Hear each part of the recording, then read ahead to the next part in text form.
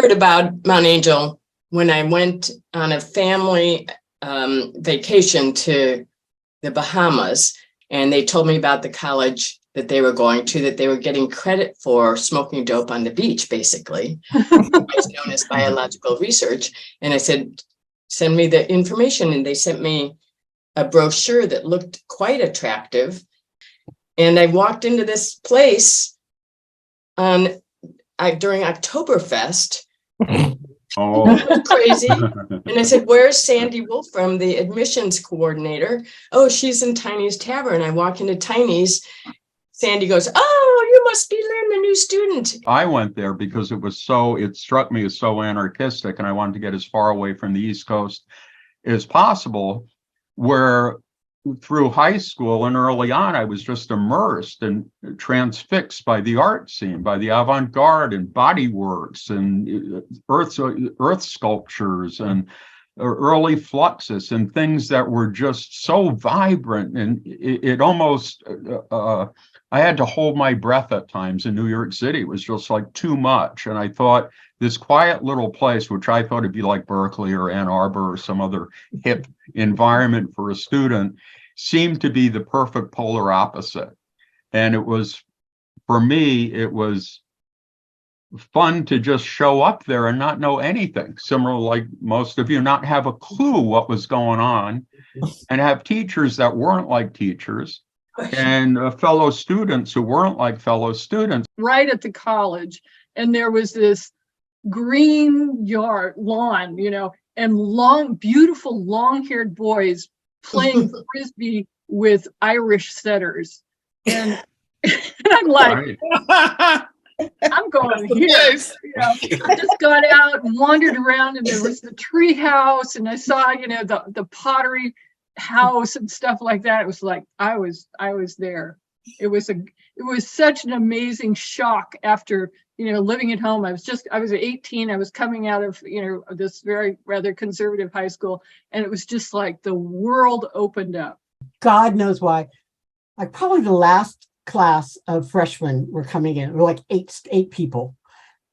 Okay, you take them out to Silver Creek Falls and do an orientation with them. Yeah, I was one of those 8 people. Oh, were you? I mean, and I remember just thinking, well, what am I going to tell them? I remember looking back at other people, and we were going, really? Is this? No. Is this what they're sending us out here with? I know. You weren't a teacher. I mean, there weren't any teachers. There were no adults. Tom and I met at Mount Angel. Tom was in his dorm room with all his stuff, showing porn movies. What night was that? Wasn't that a weekly event, Tom? Yeah. Mail art used to be different and freeform in the earliest days. Maria means the hula hula peep show girl who, while doing the hula, had a black and white film of her fucking herself with a banana. Maria was the one who was like pushing things out of her vagina, yes. right? Yeah. She could explode things out of her vagina. Yeah. I don't know if they were wieners or were they the banana? I don't know. But she was masturbating with a banana, and then she claimed she got pregnant with the banana, and so she had all these little tiny bananas in like baby food jars. Every spring, I guess across the country, anti-war movement would suddenly get, pumped up. But the part of the idea was to pull out of the U.S. economy, because the economy itself was supporting the war. And so what we did was we marched downtown, which was like a 10-minute march or something. It wasn't very far. We marched down the streets, and we pulled all of our piddling savings and 2 banks in town, one across the street from each other. And then some of us decided, that wasn't enough. And so we decided, we're going to sit down in the middle of the street and stop traffic. And the town went ballistic. They just could not. People were very uptight about this thing. They were frightened of protesters and stuff. I mean, Mount Angel was a town that was certainly fully supporting the war in Vietnam. All those little towns. These are the towns that put people in the army completely. And so then we were arrested. And they brought in a little paddy wagon thing, and they drove us into Salem, the county jail, Marion County Jail was, and booked us in. No. And everybody that had been in the street got arrested for something else within the next 3 months. Yeah. Yeah, the Hari got back at us, And I really like Truthco. I had first encountered them doing a performance in inflatables, tubular type inflatables, and raced motorcycles through them. And so I had them come up to do the graduation. I had no idea what they were going to do, none whatsoever. And Ernesto particularly didn't like that at all. And so he arranged the hiring of a friend, and that really was a bigger con. To get the few remaining dollars from the college for his buddy. And then it became Truthco screaming. Very effective address, I thought. A correct summation of it all. Oh, it was brilliant. Yeah, no, I have strong memories of that. Him standing, and he just stretched out his arms and screamed with the sonic booming background of him screaming. That went on and on and on. Yeah.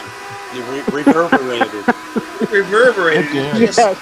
It was this vibration, and people were leaning back in their chairs because it was coming at us with such volume, with such intensity, and it was so primal. This death scream or whatever we want to call it, and wow, great event.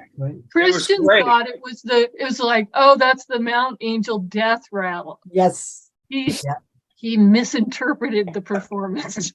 I know Tom's already clued you in that graduation day was also our president trying to commit suicide across the street while we're having our ceremony. Did you know that? Tom, did you not tell him that? Who found Father Christian and talked him out of committing suicide? Wasn't Father Christian, he was going to jump off a roof? No, I don't know what what his technique he was going to use. I don't know that part. I don't have that down. I think he took drugs. Yeah. That sounds like something that if he was going to do it, Yeah, that was something.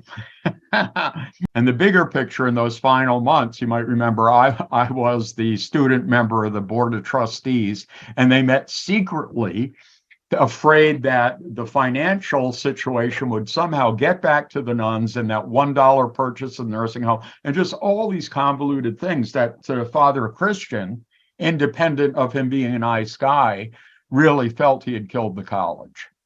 Before the final year, they had defaulted on the HUD loans on the 2 other dorms. Those were shut down for the final year.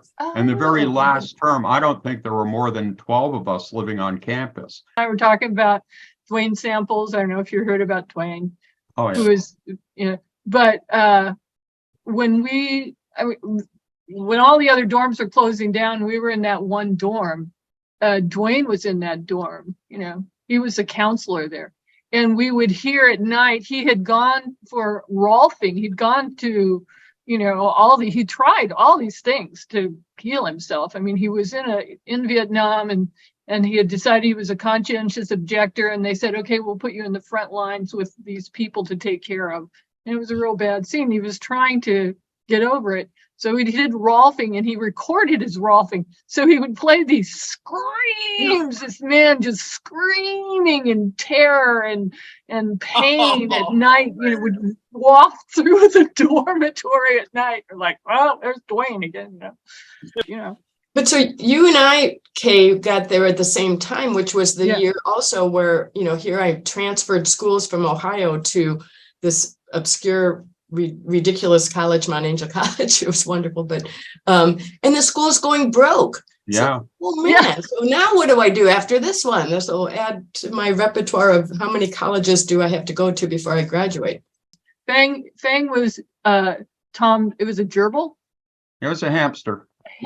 He had this hamster, and And he came to college with a hamster. That's one thing. But Fang escaped, and Fang ran in the walls of the Mount Angel dorm. He like teamed up with all the mice and all the rats and things like that. And he just like went wild. It was, you know, it was sort of the epitome of what we were all doing. And Fang still called my dorm room home. Underneath the dresser, you could pull out the bottom drawer and you could see like where Fang was stockpiling food and the bones of mice, really.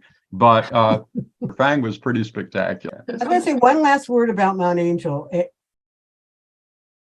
First of all, it made us all who we are. We absolutely would not be the people we are without that experience. It was very transcendent in a very messy way. And that's the best thing I can say about Mount Angel, I think. And we all lived through it. Yeah, and that's a key part of it. I mean, at times it does seem we were lucky not to be part of the many horrors that surrounded us and the world, and all the different cults that were booming and moving in. We were lucky. All I gotta say is, you know, all the parents who came on that final day, final graduation day, for you know, including all the Saudi, you know, parents and, you know, out of country parents and stuff who were there, and then these ambulances are streaming up to our president's house. It was totally just one of those kind of perfect Mount Angel endings. Yeah. It just couldn't have been more perfect.